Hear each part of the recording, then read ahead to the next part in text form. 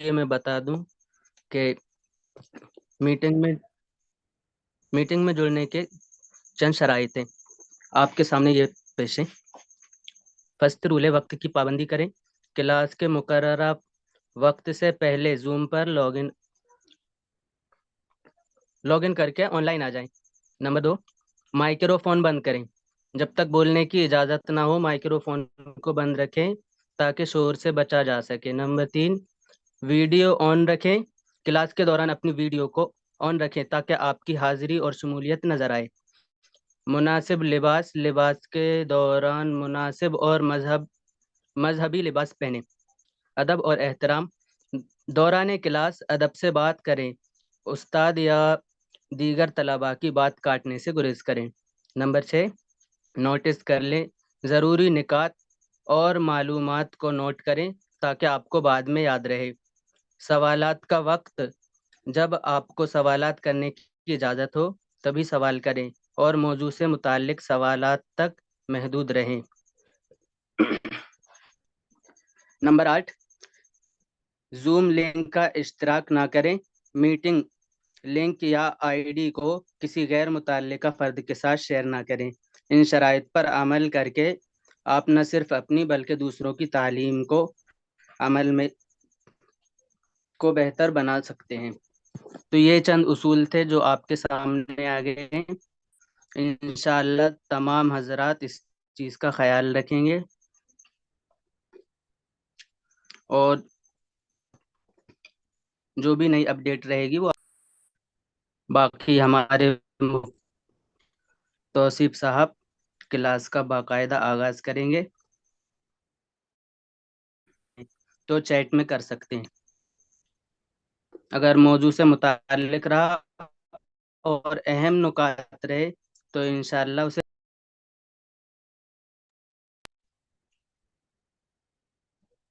जी तौसीफ साहब, क्लास शुरू की जाए। जी जी जी जी बिल्कुल। मैं एक बार अनम्यूट कर देता हूँ ऑल मेंबर्स को, फिर आप अपने आप को अनम्यूट कर लीजिए। जी बेहतर।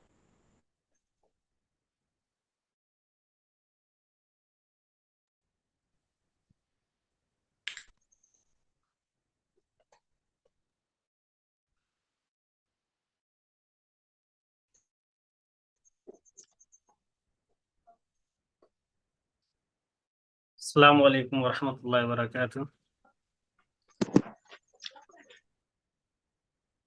जैद अहमद, आवाज़ कैसी आ रही है मेरी? मुझे एक बार बताएं। जी आवाज़ क्लियर है आपकी, क्लास शुरू कीजिए। जी, मैं तमाम साथियों का शुक्रिया अदा करता हूँ कि उन्होंने हमारे ये कोर्स जो स्टॉक मार्केट का फ्लिक्स कोर्स था वो ज्वाइन किया। ये दूसरा बैच था, पहला बैच हमारा कंप्लीट हुआ था 29 अगस्त को। तो ये दूसरा बैच था, काफ़ी मैसेजेस आ रहे थे, तो इसी बिहार पर हमने ये दूसरा बैच का जो आगाज़ किया था वो आज से उसका आगाज़ होने जा रहा है। सबसे पहले मैं आपको कुछ बुनियादी बातें बताने वाला हूँ। उससे पहले कि हम टॉपिक पर, जो आज की क्लास का टॉपिक होगा उससे हटकर हम चंद बातें आपको बताने वाला हूँ, वो आप सुनिएगा। स्टॉक मार्केट के अंदर लोग क्यों आते हैं और कैसे आते हैं, पहले ये चीज़ क्लियर हो जाए, फिर उसके बाद हम आज की क्लास के टॉपिक पर बात करने वाले हैं। तो दो तरह से इंसान स्टॉक मार्केट में आता है, और दो तरह वो क्या हैं जिनकी वजह से इंसान स्टॉक मार्केट के अंदर आता है। सबसे पहले, या तो उस इंसान ने किसी करीबी इंसान से सुना हो या किसी करीबी रिश्तेदार या यार दोस्त से सुना हो कि स्टॉक मार्केट के अंदर मैं भी सरमायाकारी करता हूं, तुम भी सरमायाकारी करो।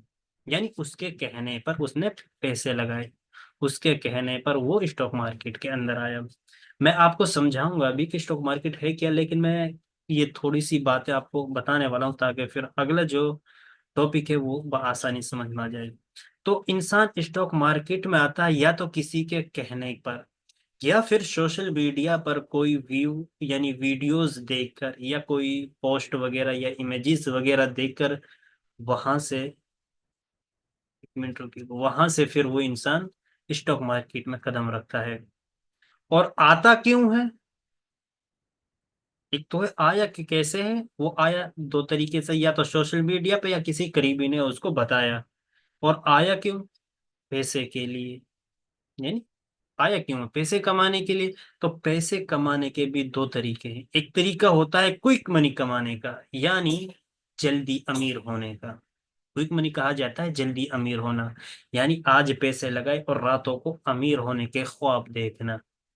और एक होता है बिजनेस की तरह ट्रीट करना और उस बिहाफ पर पैसे बनाना। तो यहाँ पे इंसान आ तो जाता है, लेकिन जो उसके माइंड के अंदर भरा जाता है वो अक्सर और बेशतर यही है। जो सेबी की रिपोर्ट अभी आई थी उसमें यही कहा गया है कि लोग यहाँ पे लॉस करते हैं, लेकिन वजह क्या है? कि वो जल्दी अमीर होना चाहते हैं। क्या?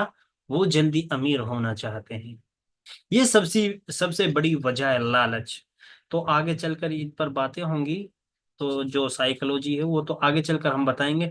लेकिन मैं आपको जो बताने वाला हूँ वो ये है कि इंसान यहाँ पे बड़े बड़े ख्वाब लेकर आता है, लेकिन जरूरत किस चीज की है? जरूरत इस बात की है, अगर इंसान कोई बिजनेस कर रहा है, आप मुझे बताइएगा, अगर आप कोई बिजनेस कर रहे हैं तो उसके लिए किन चीजों का जानना जरूरी होता है? एक तो नॉलेज का होना जरूरी होता है, या फिर उसके पास तजर्बा हो। अगर तजर्बा और नॉलेज हो तो वो अपने बिजनेस को ग्रो कर सकता है, यानी आगे बढ़ा सकता है। ना उसके पास नॉलेज है, ना उसके पास तजर्बा है, तो वो बिजनेस को किस तरीके से आगे बढ़ा सकता है? ये जाहिर सी बात है, नहीं वो आगे नहीं बढ़ सकता है। तो स्टॉक मार्केट में एक इंसान अभी आया, बस सुना, किसी ने कहा या देखा और आकर पैसा लगा दिया, और अब सोचता है कि मैं रातों को अमीर हो जाऊं। ऐसा नहीं है, बल्कि यहाँ पे सीखना होगा और समझना होगा, और फिर उसके बाद तजर्बा भी हासिल करना होगा, जिसे कहा जाता है एक्सपीरियंस। तो ये हमें हासिल करना होगा अगर, क्योंकि स्टॉक मार्केट भी एक बिजनेस है। क्या है? स्टॉक मार्केट भी एक बिजनेस है, और ये एक ऐसा बिजनेस है। कैसा बिजनेस है? स्टॉक मार्केट किसी भी कंट्री की इकोनॉमी को रिप्रेजेंट करता है। स्टॉक मार्केट क्या है? किसी भी कंट्री की इकोनॉमी को रिप्रेजेंट करता है। तो ये बिजनेस तो बहुत बड़ा है। लेकिन मैं आपको एक पॉइंट की बात बता रहा हूँ, वो अगर आपने उस पर अमल किया तो फिर बहुत फायदा होने वाला है। वो क्या है? कि अगर आप स्टॉक मार्केट के अंदर अब आ ही चुके हैं, तो अब आपको सीखना है। सीखने के साथ आपको तजर्बा, एक्सपीरियंस हासिल करना है। फिर मैं आपको गारंटी के साथ ये बात कह सकता हूं, चाहे आप मुझे स्टाम्प पेपर पे लिखवा लीजिएगा, अगर आपने यहाँ पे नॉलेज हासिल की और तजर्बा भी आपने हासिल कर लिया, आप इतना यहाँ से कमाएंगे, इतना पैसा यहाँ से हासिल कर सकते हैं कि आपने ख्वाब और ख्यालों में भी नहीं सोचा होगा। ये वो मार्केट है जो पूरी कंट्री की इकोनॉमी को रिप्रेजेंट करता है। आपने सुना होगा कि किसी मुल्क की इकोनॉमी वो बढ़ रही है। अभी आपने इंडिया के बारे में सुना होगा कि इंग्लैंड जैसे मुल्क की इकोनॉमी को इंडिया की इकोनॉमी ने बीट किया था। वो क्या था कि इंडिया की जो इकोनॉमी थी वो बढ़ रही थी। तो स्टॉक मार्केट जब बढ़ रही। तो आसिफ भाई, जी सर। कुछ लोग आवाज की प्रॉब्लम का बता रहे हैं कि आपकी आवाज लैग कर रही है। क्या सबके पास ये इशू आ रहा है? चैट में लिख दीजिए, अगर सबको आवाज साफ नहीं आ रही तो चैट में लिख दीजिए। अदरवाइज इंडिविजुअली किसी को नहीं आ रही तो ये उनकी तरफ से। जी, काफी हजरात बोल रहे हैं आवाज नहीं आ रही। आपको आ रही थी मेरी आवाज? हाँ, मेरे पास क्लियर है आपकी आवाज। तो फिर ये न्यू नेट, मेरी तरफ से तो कोई इशू नहीं होगा। जी। अगर होती तो सबको होता।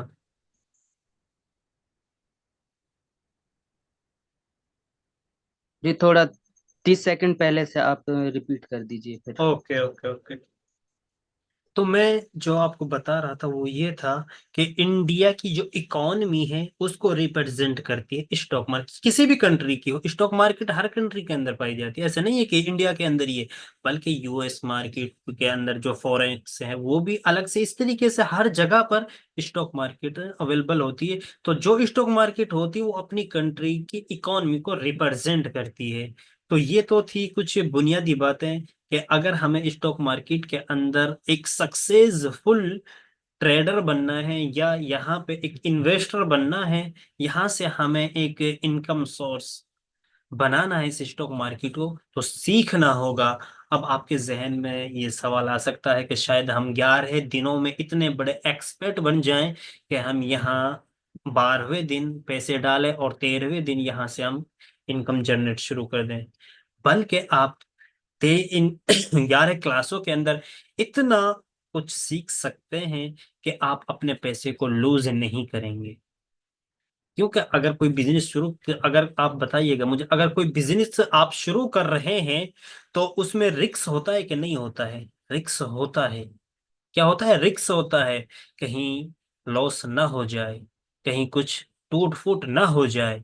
तो इसी तरीके से स्टॉक मार्केट ये यानी एक बिजनेस है। तो बिजनेस की तरह अगर हम इसको ट्रीट करेंगे, इसको इस्तेमाल करेंगे, तो हम इससे पैसे बना सकते हैं। तो चलिए, मैं आज के, ये तो थी कुछ बुनियादी बातें कि स्टॉक मार्केट में लोग क्यों आते हैं और कैसे आते हैं। तो हमें यहाँ पे क्विक मनी के लिए नहीं आना है, ये बात ध्यान रखनी है। बस सिर्फ इस वर्ड को अपने जहन से निकाल देना है कि यहाँ पे क्विक मनी नहीं है, यानी रातों को अमीर नहीं हुआ जाता है। तो वो तो फिर कसीनों में जा सकते हैं, जुआ जो वो होता है, वो वहां पे फिर इंसान कोई लक आजमाए। अब बाकी मैं आपको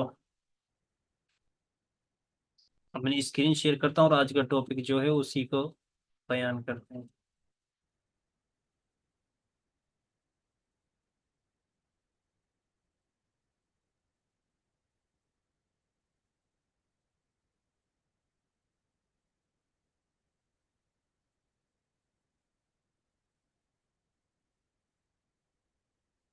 मेरी स्क्रीन प्रॉपर शेयर हो रही है? जी। ओके। सबसे पहले समझते हैं स्टॉक मार्केट क्या है। यहाँ देखिए, स्टॉक मार्केट दो जुमलों से मिलकर बना है। स्टॉक है, एक मार्केट है। ठीक। स्टॉक क्या है और मार्केट, यानी इन दोनों को मिलाते हैं तो क्या बनता है और ये अलग अलग क्या है। तो मैं आपको समझाता हूँ, आप समझिएगा। स्टॉक मार्केट एक वो जगह है जहां पे शेयर्स की खरीदो फरोख्त की जाती है। आपने सुना होगा कि एक फ्रूट मंडी है। क्या है? फ्रूट मंडी है। और फ्रूट मंडी के अंदर क्या होता है? वहां पे क्या होता है? फ्रूट की खरीदो फरोख्त होती है। इसी तरीके से क्या है? अनाज है, अनाज मंडी, उसके अंदर अनाज ट्रेड किया जाता है, यानी अनाज की खरीदो फरोख्त होती है। इसी तरीके से सब्जी मंडी है, तो सब्जी मंडी के अंदर क्या होता है? सब्जी को खरीदो फरोख्त किया जाता है। इसी तरीके से स्टॉक मार्केट है, यानी सब्जी मार्केट, फूड मार्केट कहा जाता है, इसी तरीके से स्टॉक मार्केट है। तो स्टॉक मार्केट के अंदर क्या होता है? शेयर्स को ट्रेड किया जाता है। किसको ट्रेड किया जाता है? शेयर्स को खरीद और बेचा जाता है, खरीदा और बेचा जाता है। ये बात समझी। अब इसके बाद एक मिनट रुकिएगा, मैं ये एक बार ड्राइंग खत्म कर देता हूँ। उसके बाद आप समझिएगा, इंडिया के अंदर दो ही स्टॉक मंडियां हैं। मैं आपको अपनी लैंग्वेज में समझा रहा हूं, हालांकि मंडी स्टॉक मार्केट में नहीं बोला जाता है, इसको बोला जाता है एक्सचेंज। क्या बोला जाता है? एक्सचेंज। तो मैं इसलिए ये लफ्ज इस्तेमाल कर रहा हूं ताकि आपको बात समझ में आ सके। तो दो ही एक्सचेंज है इंडिया के अंदर, एक है एनएससी और एक है बीएससी। कौन कौन से? एक एनएससी नेशनल स्टॉक एक्सचेंज और बीएससी बम्बई स्टॉक एक्सचेंज। ये दो स्टॉक हैं। यहाँ पे क्या होता है? शेयर्स की खरीदो फरोख्त होती है। क्या होती है? शेयर्स की खरीदो फरोख्त किया यहाँ पे होती है। अब समझ लेते हैं कि स्टॉक किसे कहते हैं। स्टॉक किसे कहते हैं? स्टॉक कहा जाता है शेयर्स, यानी स्टॉक को शेयर्स भी कहते हैं। शेयर, आपने सुना होगा कि शेयर मार्केट, शेयर बाजार, तो वही स्टॉक मार्केट एक ही लफ्ज है दोनों। तो शेयर कहा जाता है किसी कंपनी के छोटे हिस्से को। क्या कहा जाता है? कंपनी के किसी छोटे हिस्से को। ये थोड़ी सी समझ लें, मैं आपको प्रैक्टिकल अभी समझाऊंगा, लेकिन पहले आप थोड़ा सा ये समझ लीजिएगा कि स्टॉक मार्केट शेयर किसे कहते हैं। शेयर कहा जाता है किसी कंपनी की मिल्कियत के छोटे हिस्से होते हैं जो आम लोगों को फरोख्त किए जाते हैं। जब कोई शख्स एक कंपनी के शेयर्स खरीदता है तो वो उस कंपनी का जुज़वी मालिक बन जाता है। जितने ज्यादा शेयर हों उतने ज्यादा कंपनी में मिल्कियत होती है। शेयर्स के मालिक को कंपनी के मुनाफे का एक हिस्सा मिल सकता है जिसे डिविडेंड। ये बातें आपको आगे समझाई जाएंगी। तो ये तो थी शेयर के रिलेटेड के शेयर किसको कहा जाता है। अब समझते हैं पूरे ये इस खेल को। ये खेल है क्या, ये किस तरीके से होता है। एग्जाम्पल के लिए ये एक कंपनी है। क्या है? ये एक कंपनी है, ठीक। और मैं एक मिसाल से समझा रहा हूं, आपको समझिएगा। ये एक कंपनी है, इसको क्या है? पैसों की जरूरत है। इस कंपनी को पैसों की जरूरत क्यों है? क्योंकि ये अपने ब्रांच अदर स्टेट के अंदर खोलना चाहता है, यानी दीगर जो सूबाजात हैं उनके अंदर ये अपने ब्रांच खोलना चाहता है। लेकिन इसके पास पैसे नहीं है। पैसे ना होने के कारण अभी इसको क्या है? पैसों की जरूरत है। इसको पैसों की जरूरत है। तो पैसे किस लिए चाहिए? कि ये अपने बिजनेस को आगे बढ़ाना चाहता है और बिजनेस को आगे ले जाना चाहता है, इसलिए इसको पैसों की जरूरत है। तो अब पैसे इसके पास है नहीं, तो पैसे क्या कहाँ से लेकर इसको हासिल होंगे? पैसे कहाँ से लेगा? अब ये जाएगा अपने शेयर्स को लेकर यहां पर, इन मंडी के अंदर, इन एक्सचेंज के अंदर, इन इन एक्सचेंज के अंदर ये क्या अपने शेयर्स को यानी अपने हिस्सेदारी को लेकर जाएगा। जिसे आपने 12 सुना होगा कि उस कंपनी का आईपीओ आ रहा है, इनिशियल पब्लिक ऑफर जिसे कहा जाता है। यानी ये अपना हिस्सा देगा यहाँ पे, और इधर ये लोग हैं, पब्लिक है, और ये इधर यहाँ से क्या करेगी? इस कंपनी के हिस्से को खरीद लेगी, और जिसे शेयर कहा जाता है। अब ये एक कंपनी है, इस कंपनी ने मान लेते हैं 1 लाख क्या करे? शेयर लॉन्च किए। मिसाल मैं आपको समझा रहा हूं, 1 लाख इसने शेयर लॉन्च किए, और उसका प्राइस इसने रखा कितना? 200 रुपये हम मान लेते हैं मिसाल के तौर पे। क्या रखा? 200 रुपये इन्होंने अपना एक प्राइस रखा, ठीक।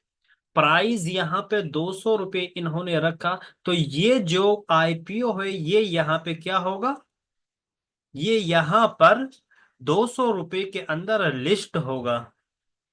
200 रुपये के अंदर क्या होगा? लिस्ट होगा।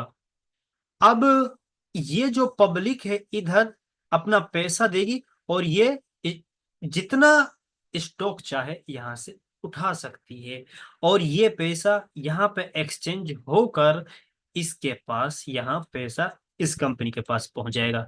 फिर ये इस पैसे को अपने बिजनेस में लगाएगा। ये प्रोसेस यहाँ पे चलता है। मैं एक बार और रिवाइंड कर देता हूं ताकि समझ में आ सके कि इस कंपनी को यानी टाटा पावर एक कंपनी है, इसको पैसों की जरूरत है। क्या है? इसको पैसों की जरूरत है। तो ये अपना आईपीओ लॉन्च करेगा यहाँ पर जाकर। इनका कुछ क्राइटेरिया होता है, हर किसी को यहाँ पे आने नहीं देते हैं। जो क्राइटेरिया पे खरा उतरता है उन्हीं को यहाँ पे ये लिस्ट करते हैं। तो इन दो एक्सचेंजों के अंदर, सिर्फ दो ही ऐसे एक्सचेंज है इंडिया के अंदर जहां पे कंपनीज अपने शेयर्स लिस्ट कर सकते हैं। दो ही है, एक एनएससी एक बीएससी। इसके अदरवाइज कोई दूसरा एक्सचेंज नहीं है। तो जो भी कंपनी को अपना शेयर्स लॉन्च करना है या आईपीओ लॉन्च करना है तो वो यहीं पे आकर लॉन्च करेगा, इन्हीं स्टॉक इन्हीं एक्सचेंज के अंदर। तो अब बात समझिएगा कि इसको पैसों की जरूरत है, तो ये यहाँ पे अपना आईपीओ लॉन्च, अपना स्टॉक शेयर्स लॉन्च यहाँ पे कर देगा। जो भी प्राइस इसको हो बेनिफिशियल होगा उसी प्राइस पे यहाँ पे जितने शेयर जितना हिस्सा देना चाहते हैं वो यहाँ पे। अब यहाँ पे ये पब्लिक अगर इनको लगता है कि ये जो कंपनी है टाटा पावर, और इसका फ्यूचर अच्छा दिख रहा है, तो ये लोग इसमें क्या कर देंगे, इन्वेस्ट कर देंगे, यानी अपना हिस्सा खरीद लेंगे। यानी इन लोगों ने इस कंपनी को 1 लाख हिस्सों में तकसीम कर दिया। आगे जब क्लासेस होंगी तो और आपको आसानी से ये बातें समझ में आएंगी। यानी 1 लाख हिस्सों में इसने अपनी कंपनी को तकसीम कर दिया है। तो अब ये लोग इस हिस्से को यहाँ पे क्या करेंगे, खरीदेंगे। 200 रेट पे एक हिस्सा मिल रहा है, यानी एक शेयर मिल रहा है। तो जैसे ही ये पब्लिक अगर एक शेयर्स को खरीदती है, तो ये एक शेयर का मालिक बन जाता है, यानी छोटे हिस्से का मालिक बन जाएगा।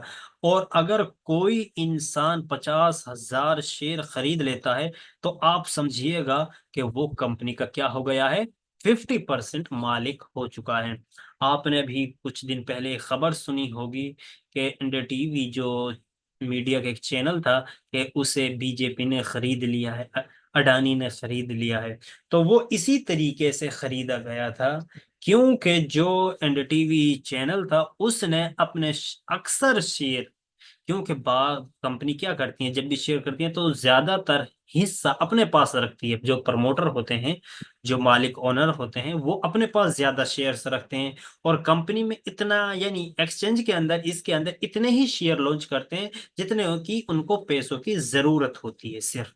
तो एनडीटीवी ने क्या किया था कि उसके अक्सर शेयर मार्केट के अंदर लिस्ट हो चुके थे, वहां पे लॉन्च हो चुके थे। तो इनको मौका मिला, अडानी जी को, तो उन्होंने वो तमाम शेयर खरीद लिए। जैसे ही उन्होंने वो शेयर खरीदे, अब वो क्या हुआ, ज्यादा शेयर का होल्डर हो गए। यानी 50% से ज्यादा शेयर अडानी के पास थे। जिसके पास 50% से ज्यादा शेयर होंगे, वो उस कंपनी का बजाहिर मालिक हो जाता है। तो वो प्रोसेस यहीं से हुआ था, इसी तरीके से उसको खरीदा गया था। तो अब आपको शायद के बात समझ में आ गई होगी कि ये जो दो एक्सचेंज हैं, यहाँ पे स्टॉक क्या होते हैं, लिस्ट होते हैं। और यहीं पे खरीदो फरोख्त होती है। और खरीदो फरोख्त किसकी होती है, स्टॉक्स की। क्यों होती है, क्योंकि इनको पैसा चाहिए होता है। इन कंपनियों को क्या चाहिए होता है, पैसा चाहिए। क्यों चाहिए, क्योंकि ये अपने बिजनेस को आगे बढ़ा रहे हैं। अब बात समझिएगा कि इन लोगों ने शेयर खरीद लिए, इसने शेयर बेच दिए, इसने पैसा पब्लिक से हासिल कर लिया, ठीक। अब पब्लिक को प्रॉफिट कैसे होगा, बात तो ये है ना समझने की। प्रॉफिट कैसे होगा पब्लिक को, प्रॉफिट ऐसे होगा, दो तरीके से कंपनी अपने शेयर होल्डर को प्रॉफिट देती है। क्या देती हैं, दो तरीके से अपने शेयर होल्डर को क्या देती हैं, प्रॉफिट देती है। आप समझिएगा, वो इस तरीके से देती हैं, 1 मिनट रुकिएगा मैं, वो इस तरीके से, अगर ये कंपनी, यानी ये टाटा पावर कंपनी, अब वाकईतन जिस नीयत से इसने पब्लिक से पैसा लिया है, अगर वो इसी पर काम करते हैं, यानी अपने ब्रांच अदर स्टेट के अंदर खोलते हैं, वहां पे अपने बिजनेस को बढ़ाते हैं, तरक्की करते हैं, तो इनका जो शेयर प्राइस था, यानी जो पब्लिक ने शेयर प्राइस खरीदा था 200 रुपए पर एक शेयर, यानी पर शेयर प्राइस क्या थी, 200 रुपए। अगर ये कंपनी ग्रोथ कर रही है, अपने आप को ग्रो कर रही है, अपने आप को बढ़ा रही है, जो पैसा वाकईतन इन्होंने पब्लिक से लिया था उसको अपने बिजनेस में लगा रहे हैं, और इनका बिजनेस क्या कर रहा है, बढ़ रहा है, तो इस शेयर का प्राइस भी क्या होगा, बढ़ेगा। क्या होगा, इसका प्राइस भी बढ़ेगा। अगर ये कंपनी अच्छा परफॉर्मेंस दिखाएगी और अच्छा ग्रोथ करेगी, तो ये 200 के बजाय क्या होगा, 300 भी होगा। इसी तरीके से कंपनी के शेयर बढ़ते रहते हैं। वो कब, वो कंपनी की परफॉर्मेंस के बिहाफ पर, कंपनी किस तरीके से ग्रोथ कर रही है, तो वो उसी तरीके, अगर कंपनी ग्रोथ नहीं कर रही है, तो क्या होता है, स्टॉक का प्राइस नहीं बढ़ता है। अब मुझे बताइएगा, अगर ये कंपनी क्या करे, अगर ये कंपनी जो पब्लिक से पैसा लिया उसको ना लगाए, बल्कि बस कहते हैं ना कि वो उसको किसी और जगह पे इन्वेस्ट कर दे, और जो इनका बिजनेस मॉडल था वो उस पर काम ना करें, तो यानी फिर ये कंपनी परफॉर्मेंस नहीं कर रही, ग्रोथ नहीं कर रही है, तो इसका स्टॉक प्राइस नहीं बढ़ेगा बल्कि नीचे गिरेगा, जिसकी वजह से इस पब्लिक का क्या होगा, इस पब्लिक का क्या होगा, यहाँ पे लॉस होना शुरू हो जाएगा। बात समझिएगा, क्या हो जाएगा, लॉस। इस तरीके से इनको लॉस होता है, इस तरीके से इनको प्रॉफिट होता है। एक और तरीका है प्रॉफिट का, वो क्या है, बाज कंपनियां, समझिएगा, बाज कंपनियां, सारी कंपनियां नहीं, बाज कंपनियां अपने शेयर होल्डर को क्या देती हैं, डिविडेंड देती हैं, डिविडेंड। अब वो डिविडेंड पर शेयर कितने परसेंट का होता है, वो आपको देखना होता है कि कौन सी कंपनी अपने शेयर होल्डर को कितने परसेंट का डिविडेंड दे रही है। तो जब आप सर्च करेंगे, रिसर्च करेंगे, तो आप एनालाइज करेंगे, तो आपको सारी चीजें समझ में आ जाएगी। बहुत सी कंपनियां ऐसी होती हैं जो 1% दे रही होती हैं, 2% दे रही होती, 10% तक का भी डिविडेंड कंपनियां दे रही होती हैं। वो साल में उनके बैंक अकाउंट में या डीमेट अकाउंट में डाल दिया जाता है। अगर किसी के पास 10 शेयर हैं और डिविडेंड साल में मिलता है, अब एक शेयर पे अगर 1% मिल रहा है, तो आप कैलकुलेट कर लीजिएगा 10 शेयर पर उनको कितना मिलने वाला है। ठीक, तो इस तरीके से ये दूसरा तरीका होता है जो डिविडेंड। अब क्या होता है, डिविडेंड जो कंपनियां देती हैं उनका स्टॉक जो होता है वो धीरे स्लोली बढ़ता है, धीरे धीरे बढ़ता है। ऐसा नहीं है कि वो एकदम बाउंस कर जाएगा, बल्कि क्योंकि अब ये आधा पैसा क्या कर रहे हैं, आधा पैसा अपने शेयर होल्डर को, जो ये शेयर होल्डर है यानी ये जो पब्लिक है, इनको डिविडेंड की सूरत में दे रहे हैं। जो कंपनियां डिविडेंड नहीं देती वो सारा पैसा क्या कर रही होती है, अपने बिजनेस पे लगा रही होती है, और इनका स्टॉक्स बढ़ रहा होता है। ठीक, इस तरीके से इसको क्या कहा, ये इनका ये काम हो रहा होता है। तो ये आज की क्लास की कुछ खास टॉपिक थे।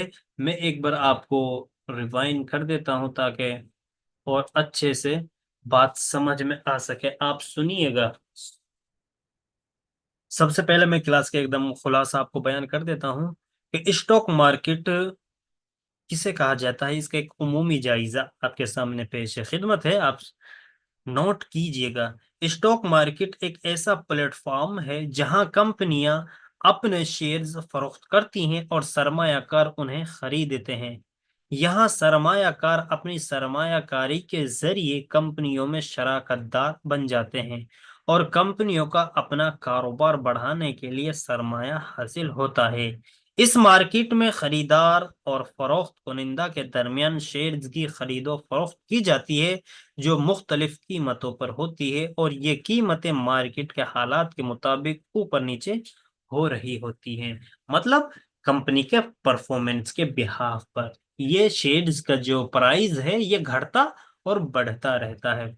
अब आप समझिएगा, शेयर्स किसे कहते हैं, शेयर किसी कंपनी की मिल्कियत के छोटे छोटे हिस्से होते हैं जो आम लोगों को फरोख्त किए जाते हैं, यानी पब्लिक को फरोख्त किए जाते हैं, यानी पब्लिक ही तो उनको खरीदेगी। अगर किसी कंपनी को पैसों की जरूरत है तो वो स्टॉक एक्सचेंज के अंदर जाएगा, और वहां पब्लिक पहले से ही रेडी होती है किसी स्टॉक को खरीदने के लिए, तो वो वहां पे लॉन्च होता है तो वो खरीद लेते हैं। तो फरोख्त किए जाते हैं, किसी आम लोगों के लिए फरोख्त किए जाते हैं। जब कोई शख्स एक कंपनी के शेयर्स खरीदता है तो वो उस कंपनी का जुज़वी मालिक बन जाता है। अगर कोई एक शेयर भी खरीदता है कंपनी का, तो वो क्या होता है, उसके जुज़वी मालिक बन जाते हैं, यानी उसके एक छोटे से हिस्से का मालिक बन जाता है। जिसके पास जितने ज्यादा शेयर्स होते हैं इतने ज्यादा कंपनी में उसकी हिस्सेदारी होती है, यानी मिल्कियत होती है। शेयर्स के मालिक को कंपनी के मुनाफे का एक हिस्सा मिल सकता है, जिसे डिविडेंड कहते हैं। और अगर कंपनी की कारकर्दगी बेहतर हो तो शेयर्स की कीमत बढ़ती है, जिससे शेयर्स के मालिक को फायदा होता है। अब एक और पॉइंट है, वो भी आप समझिएगा। इसी के अंदर एक स्टॉक मार्केट के अंदर बोले, यानी एक तो होता है स्टॉक, एक होता है शेयर, ये दोनों एक ही वर्ड है। एक होता है इक्विटी। इक्विटी का मतलब क्या है, ये आगे चल के आपको काम देंगे, तो इसलिए इनको भी नोट कर लीजिएगा। इक्विटी का मतलब है किसी कंपनी की कुल मिल्कियत। जब आप शेयर्स खरीदते हैं तो आप उस कंपनी की इक्विटी में हिस्सा लेते हैं। एग्जाम्पल के लिए मैं आपको यहाँ पे अच्छे से समझा देता हूँ, समझिएगा। यानी ये कंपनी का एक कुल क्या है, कंपनी का कुल सरमाया है। आप इस कंपनी की इक्विटी में हिस्से लेते हैं, इक्विटी कहा जाता है। इक्विटी का मतलब है किसी कंपनी की कुल मिल्कियत, यानी ये एक कुल मिल्कियत, यानी जितनी भी उसके पास एसेट है, यानी जितनी भी उसके पास चीजें हैं सारी को मिला लिया जाए। तो समझिएगा, इक्विटी का मतलब है किसी कंपनी की कुल मिल्कियत। जब आप शेयर खरीदते हैं तो आप उस कंपनी की इक्विटी में हिस्सा लेते हैं। इक्विटी को मजमूई तौर पर शेयर होल्डर का सरमाया कहा जाता है, जो कि कंपनी के असासों, एसेट और उसकी जिम्मेदारियों, लायबिलिटी के दरमियान फर्क होता है। अगर कंपनी तमाम अपनी जिम्मेदारियां अदा अदा कर दे तो जो बचा हुआ असासा होता है वो शेयर होल्डर का होता है। मिसाल से आप समझिएगा, ये कुल सरमाया है, ठीक। ये यानी एक कंपनी की पूरी वैल्यूएशन है, यानी कुल, यानी मैं आपको समझाऊं मिसाल से, तो यानी पूरा जो उसका सरमाया है एक कंपनी का, उसको क्या कहा जाता है, आप समझिएगा, उस कंपनी को एसेट कहा जाता है, ठीक। एसेट। और एक होता है लाइबिलिटी, एक होता है एसेट, एक होता है लाइबिलिटी, और एक होता है इक्विटी। मैं इक्विटी को आपको समझा रहा हूं, आप इन दोनों को पहले समझिएगा, एसेट किसे कहते हैं और लाइबिलिटी किसे कहते हैं, फिर ये आपको समझ में आ जाएगा। एसेट, एसेट कहा जाता है यानी कुल सरमाया को, ठीक। यानी जो भी उसके पास चीजें हैं, जितनी भी उसके पास असासे हैं, उसको एसेट कहते हैं, ठीक।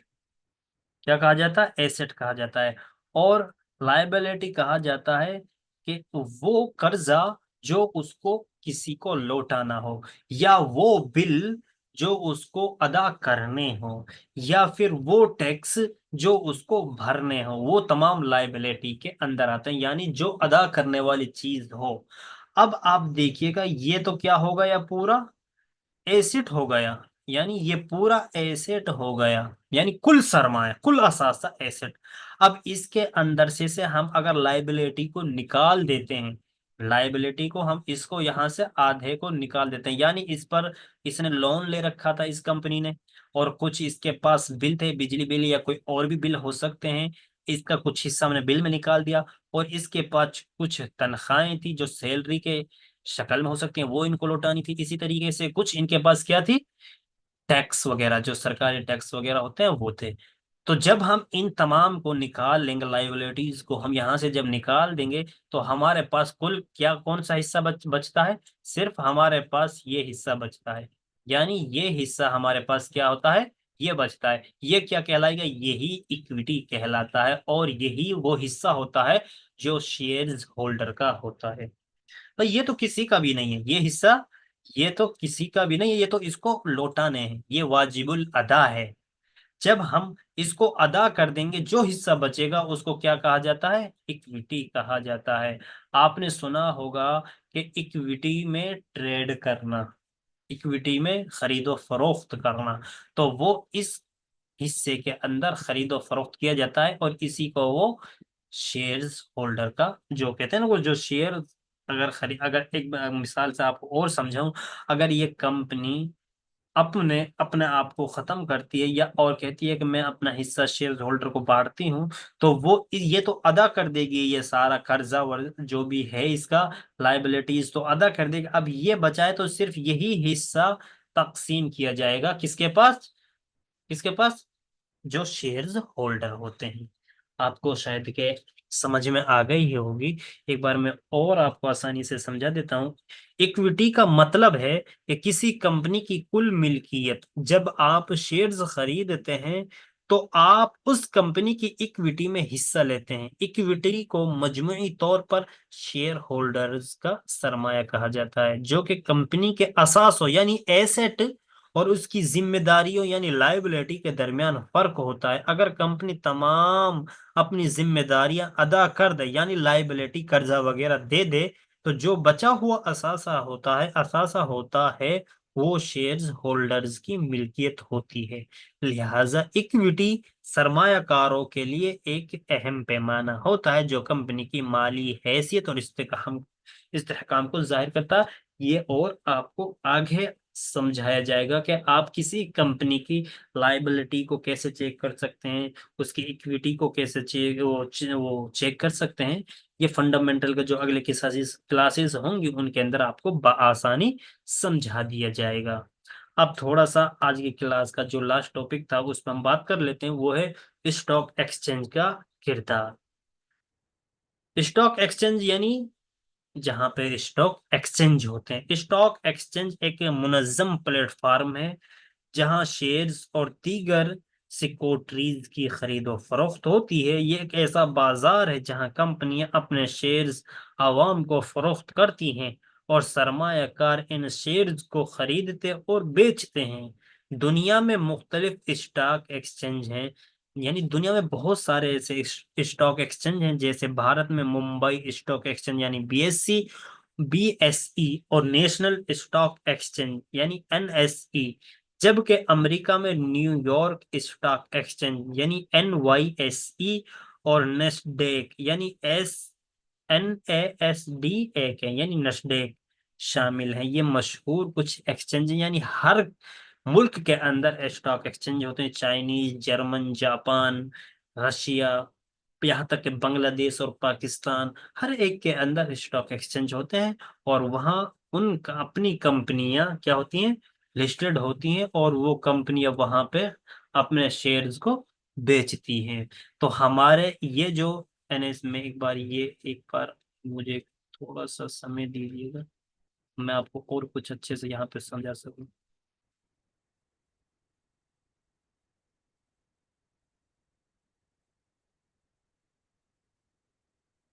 अच्छा, अब ये दो हमारे एक्सचेंज हैं, ठीक, ये दो एक्सचेंज है। एक मिनट में कलर हमारे ये दो एक्सचेंज, ठीक। तो ये है एनएससी। यहाँ पे कितनी कंपनियां हैं? छः, 6 से 7 हजार, यानी 5-6 हजार कंपनियां लिस्टेड है यहाँ पे। और गूगल कर लेना, यहाँ पे 3 हजार के समथिंग कंपनियां बीएससी के अंदर। तो कुल मिलाकर अगर टोटल किया जाए तो 7-8 हजार कंपनियां यहाँ पे बनती हैं जो यहाँ पे लिस्टेड है, यानी इतने स्टॉक्स हैं यहाँ पे। अब अगर 6-7 हजार स्टॉक्स के अंदर से अगर किसी कंपनी के अंदर आप इन्वेस्ट करना जा रहे हो, तो आपको पहले उनमें से सेलेक्ट करना होता है कि कौन सी कंपनी स्ट्रांग है, कौन सी कंपनी का फ्यूचर अच्छा है, यानी मुस्तकबिल अच्छा है कि वो आगे चलकर अपने आप को ग्रोथ करेगी, बढ़ाएगी।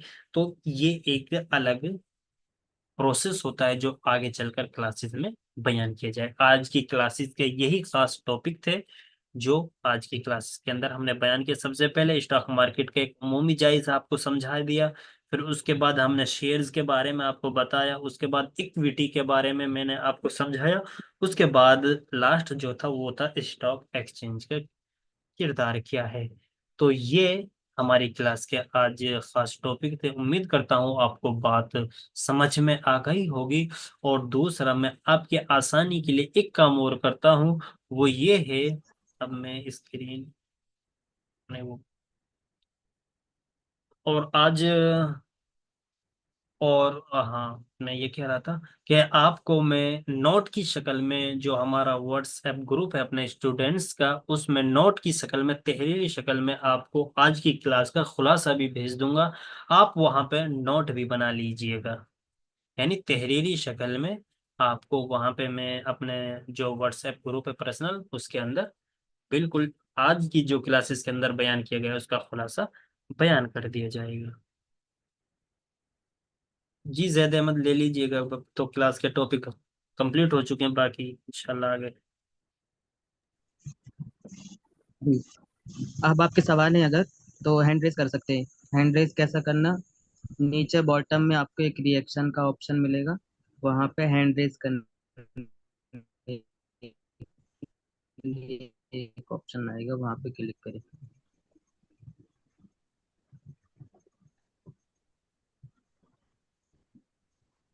आवाज आ रही है मेरी तौसीफ साहब? यस, आपकी आवाज आ रही थी लेकिन हाँ।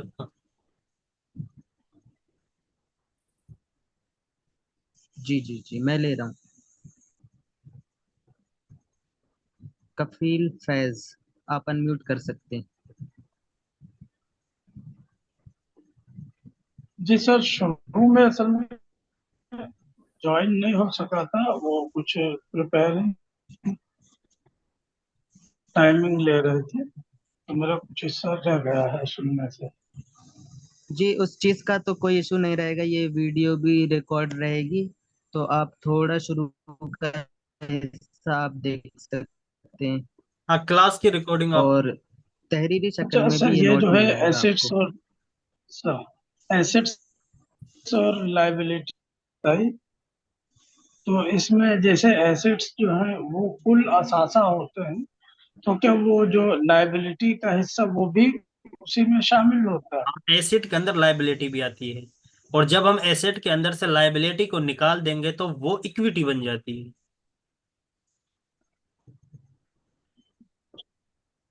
जो शेयर खरीदे या बेचे जाते हैं वो इक्विटी में ही होते हैं, यस। इक्विटी का हिस्सा होते हैं। हाँ, वो शेयर होल्डर का वही हिस्सा होता है, इक्विटी वाला।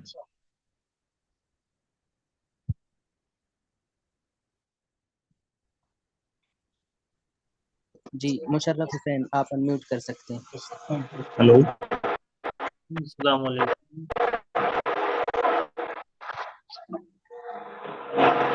हेलो, अस्सलाम वालेकुम।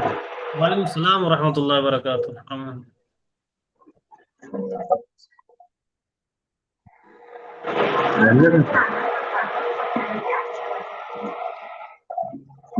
हेलो। शुक्र। शुक्र। हेलो। आपकी आवाज क्लियर नहीं आ रही है मुझ तक।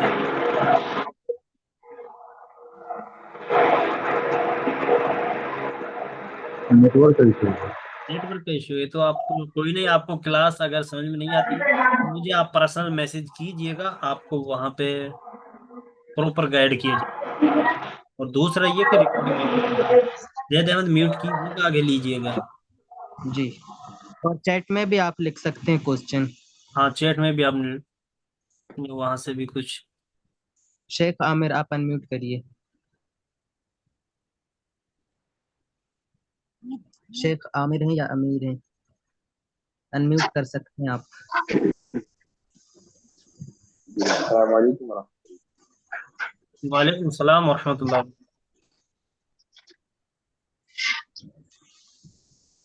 जी, पहले हजरत जो सवाल करे थे वही सवाल था मेरा, और तो अल्हम्दुलिल्लाह जवाब मिल गया। जी जी जी, बेहतर बेहतर। जी, और जज़ाकल्लाह। दानिश उबैद, आप अनम्यूट कर लीजिए। जी जी। वालेकुम रहमतुल्लाहि व बरकातहू। वालेकुम सलाम वरहमतुल्लाहि वबरकातुहू। मेरा सवाल ये था, जैसे आपने बताया कि जो है कि ये टाटा मोटर की आप कंपनी की जो आपने मिसाल दी कि पब्लिक को ये शेयर ले जाती है, पब्लिक वहाँ पे पैसा लगाती है, तो कंपनी जब उसको सही जगह पे इस्तेमाल करेगी तो वो कंपनी ग्रो करेगी। अगर कंपनी जो है कि सही जगह इस्तेमाल नहीं की पैसा, तो वो कंपनी जो है नीचे जाएगी। तो यस। मतलब इसका कुछ ये कि ऐसा ना हो कि जो है कि कंपनी जो है कि पैसा ले ले और उसको इस्तेमाल ही में ना लाए, वो सारा अपने पास रख दे। इसका जो है कि क्या नहीं, कंपनियां ऐसा कर सकती है या इसके उसको ऊपर, लगाना जरूरी हाँ इसके ऊपर सेबी एक संस्था है जो इस पूरे एक्सचेंज को, इस पूरे बॉडी को कंट्रोल करती है, उसे सेबी कहा जाता है। ये कानूनी तौर पर उसको कंट्रोल किया जाता है, उसके वो पूरे एक पूरी टीम है जो सरकारी, जो इसको कंट्रोल करती है। ऐसा नहीं है कि किसी का पैसा लेकर भाग जाएं या खा जाएं, ये सब फ्रॉड नहीं होता है, क्योंकि सेबी बैठी हुई होती है ऊपर, वो कंट्रोल कर रही होती है है? दोनों दूसरा मेरा एक्सचेंज। सवाल ये था, अगर आपके इल्म में हो, जैसे आपने बताया कि हर मुल्क के स्टॉक आपकी एक्सचेंजेस आवाज होते हैं, मुझ जैसे तक आपने क्लियर नहीं आ अमेरिका पा में रही है, बताया प्लीज आप दोबारा बोल लीजिए, आपकी आवाज क्लियर नहीं आ पाई मुझ तक। दूसरा सवाल ये था सर कि जैसे आपने बताया कि हर मुल्क का एक स्टॉक एक्सचेंजेस होता है, जिसमें आपने अमेरिका की मिसाल दी, उसका नाम नहीं बताया, न्यूयॉर्क में। क्या जी आप सऊदी अरब के बारे में कुछ बता सकते हैं? क्योंकि मैं सऊदी अरब में रहता हूँ, तो अगर इसके बारे में बता दें तो मेरे लिए और सऊदी ज्यादा अरब आसान में हो तो फिर जाएगा। वहाँ शायद उन लोग सिटीजनशिप के ऊपर होता है ना ये सारा खेल। अगर वहां पर आपका ग्रीन वीजा है तो शायद के वहां आप कर सकते हैं। लेकिन अगर ग्रीन वीजा नहीं है तो फिर तो मुश्किल हो जाएगा। वो ग्रीन वीजा क्या बोलते हैं उसको, जो वहाँ के रहायशी होते सिटीजनशिप के हिसाब से होता है। हैं। जी, चलो मैं रिसर्च करके बताता हूँ, मैं बताता हूँ आपको, आप मुझे पर्सनल मैसेज कीजिएगा इस बारे में। ठीक है, शुक्रिया। शायद कि आपके लिए तो मुश्किल हो सकता है ये, मैं इतना कंफर्म मुझे लगता है। चलो खैर, मैं बताता हूँ, आगे लीजिएगा। ठीक है, शुक्रिया जनाब। कुछ अब आपको हैंड रेस करने का ऑप्शन नहीं मिल रहा है, तो उनको मैं बता देता हूँ। ये आप नीचे आएंगे प्रॉपर्टी बार में, रिएक्शन का आपको एक ऑप्शन दिखेगा, वहां पे रहेगा हैंड रेस करने का ऑप्शन भी। अगर किसी का और सवाल है तो आप, जी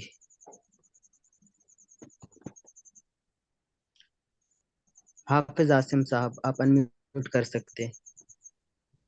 सलाम वालेकुम। वालेकुम सलाम वरहमतुल्लाहि वबरकातुहू। जी सर, ये आपने एक वर्ड का इस्तेमाल किया था दरमियान में, डिविडेंड, उसके जी, ताल्लुक से मालूम करना था। डिविडेंड समझिएगा कि वो साल में सैलरी देते हैं अपने शेयर होल्डर को, और वो कंपनी के हिसाब से होता है। बाज कंपनियां कितने परसेंट देती हैं, बाज कंपनी कितने परसेंट देती हैं, तो वो जब रिसर्च करेंगे तो वहां पे वो सब चीज जाहिर, बाज कंपनी 1%, 2%, 5% तक भी डिविडेंड दिया जाता है। और वो बैंक अकाउंट जो शेयर होल्डर का होता है उसमें भी आता है, और जो डीमेट अकाउंट होता है तो वो उसमें भी ट्रांसफर हो जाता है, वो साल में होता है। वो शेयर्स पर शेयर के हिसाब से परसेंटेज वाइज होती है। जी, हाफिज आसिम साहब किधर गए? जी बोलिए, समझ में आया कुछ? चले गए वो। चले गए? जी, चलो खैर, अगर किसी का और सवाल है तो क्विकली आगे कर लीजिए। अनम्यूट कीजिएगा, वो अनम्यूट करो उसको। हाफिज आसिम जी जी साहब अनम्यूट कीजिएगा। जी, जी, अनम्यूट मैंने कर लीजिए। आपकी तरफ से म्यूट हो गया सर, वो मैं नहीं, लाइन पर हूँ। आप जब तक कॉल पे रहेंगे तो आप म्यूट मत करिए अपने आप को, अदरवाइज फिर आपको जी, दोबारा अप्रूवल करना पड़ेगा। अच्छा अच्छा। हाँ सर, मैं समझ जी गया। वही मैं पूछ रहा था कि प्रॉफिट एंड लॉस पे डिपेंड नहीं करता, यानी फिक्स सैलरी होती है उसमें। हाँ, वो तो बिल्कुल ऐसा ही होता है। लेकिन जो जी कंपनी डिविडेंड देती है उनका स्टॉक जो प्राइस होता है वो फिर धीरे धीरे स्लोली बढ़ता है। तो बहुत से ऐसे स्टॉक्स होते हैं कि जो डिविडेंड नहीं देते, क्योंकि कंपनियां जब डिविडेंड देंगी तो आधा प्रॉफिट तो उनका डिविडेंड में चला जाता है, और आधा वो अपने बिजनेस में लगाते हैं। बहुत जो कंपनियां डिविडेंड नहीं देती वो सारा प्रॉफिट अपना बिजनेस पे लगाते हैं, और बाकी उनका प्रॉफिट फिर स्टॉक प्राइस बढ़ता रहता है। तो वो इस तरीके से। पलंग रखने। जी, और कोई क्वेश्चन?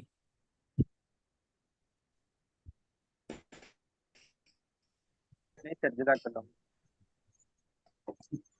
जी सर, हो गए तकरीबन सबके क्वेश्चन। अच्छा, क्लास को एंड कर दीजिए। हमें क्लास को एंड कर देता